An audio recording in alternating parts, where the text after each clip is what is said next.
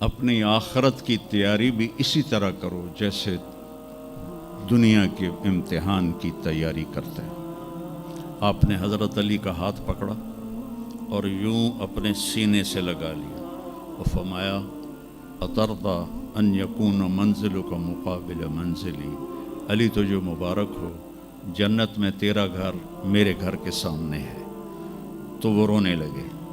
لیکن یہی علی جن کو خوشخبری ملی ہے کہ تیرا گھر میرے گھر کے سامنے ہوگا، کسی کو یہ خوشخبری نہیں ملی سوائے مولا علی کے، وہ رات کی مناجات میں روز تڑپتے روتے ہوئے یہ کہتے تھے آہن آہ من قلت الزاد و بعد السفر و وحشت الطریق، ہائے اللہ، ہائے اللہ، ہائے اللہ، میرے پاس عمل تھوڑا ہے۔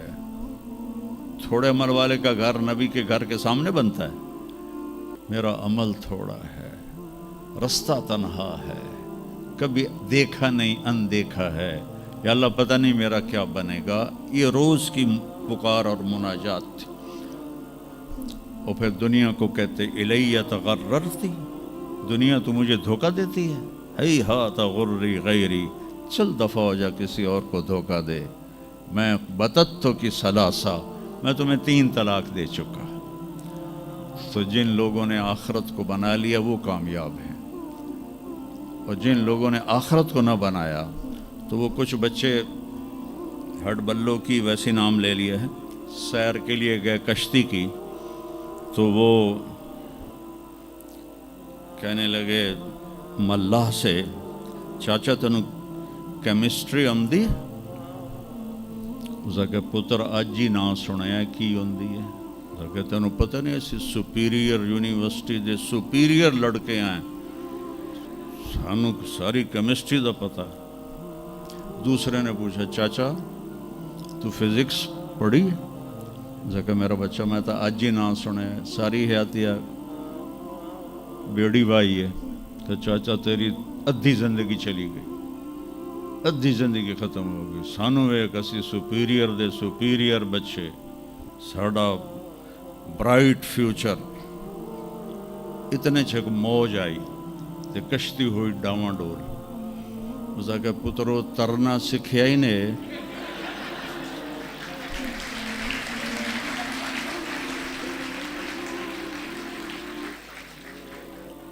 وہ آکھن لگے کوئی نہیں سکھیا، سوئمنگ پول کوئی نہیں سپیریئر ہے۔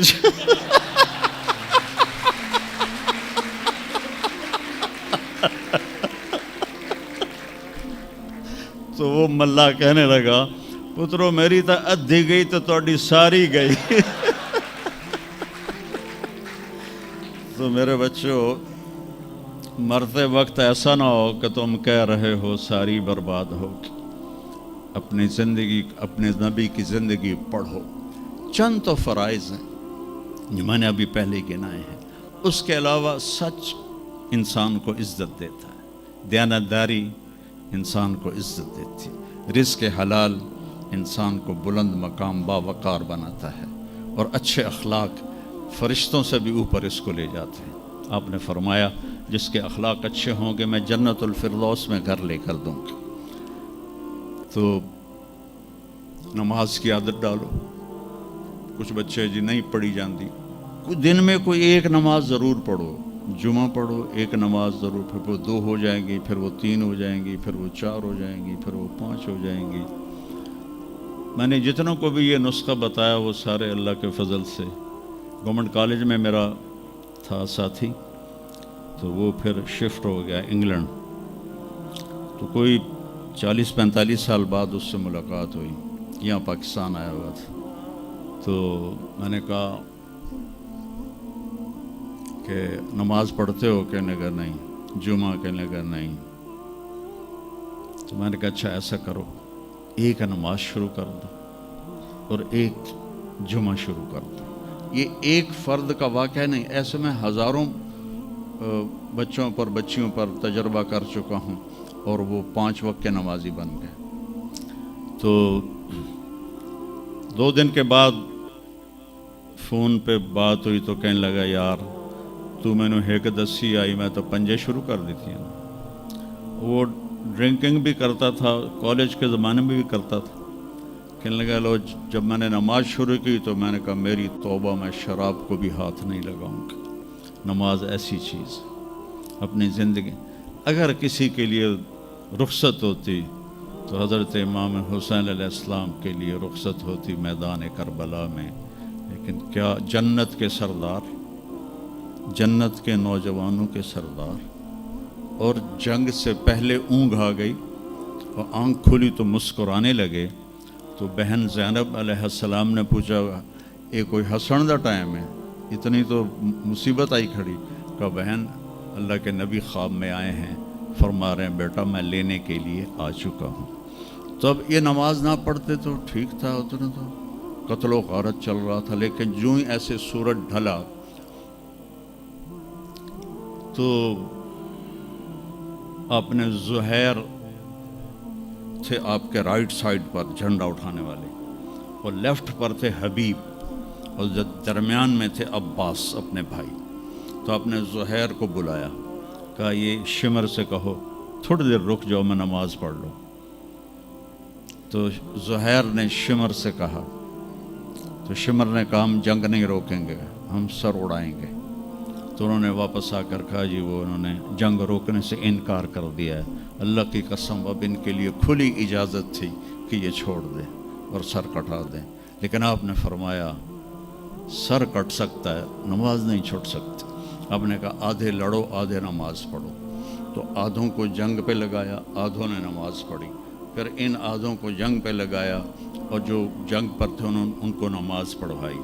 سب کو ظہر کی نماز پڑھوائی, اور عصر سے پہلے سب کے سر کٹ کے نیزوں پہ چڑھ چکے تھے. وہاں 1445 سال میں ایک واقعہ ہے جہاں نماز کی رخصت نظر آتی ہے. لیکن میرے نبی کے نواسے نے ایک مثال قائم کی, پوری امت کو ایک پیغام دیا کہ زیر خنجر بھی یہ پیغام سنایا ہم, نماز نہ چھوڑو. کبھی قضا ہو جائے تو رات کو سونے سے پہلے قضا دے کے سویا کرو.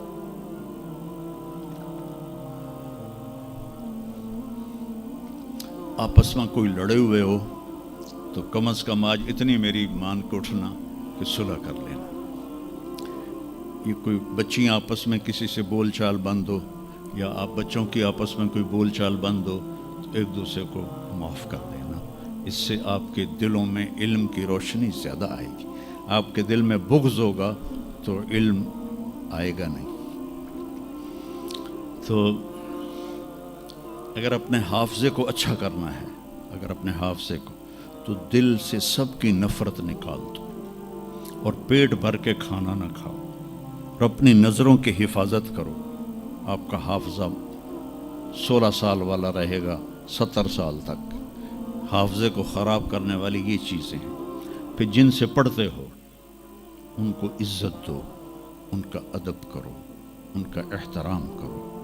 باب العلم ہے حضرت مولا علی کا, میں غلام ہوں اس کا جو مجھے ایک لفظ نہیں ایک حرف, جو مجھے ایک حرف بھی سکھا دے علم کا, میں اس کا غلام ہوں. تو جو آپ کے ٹیچر ہیں یا لیڈی ٹیچر ہیں, وہ آپ کو جو کچھ بھی پڑھاتے ہیں, ان کا احسان ہے آپ پر.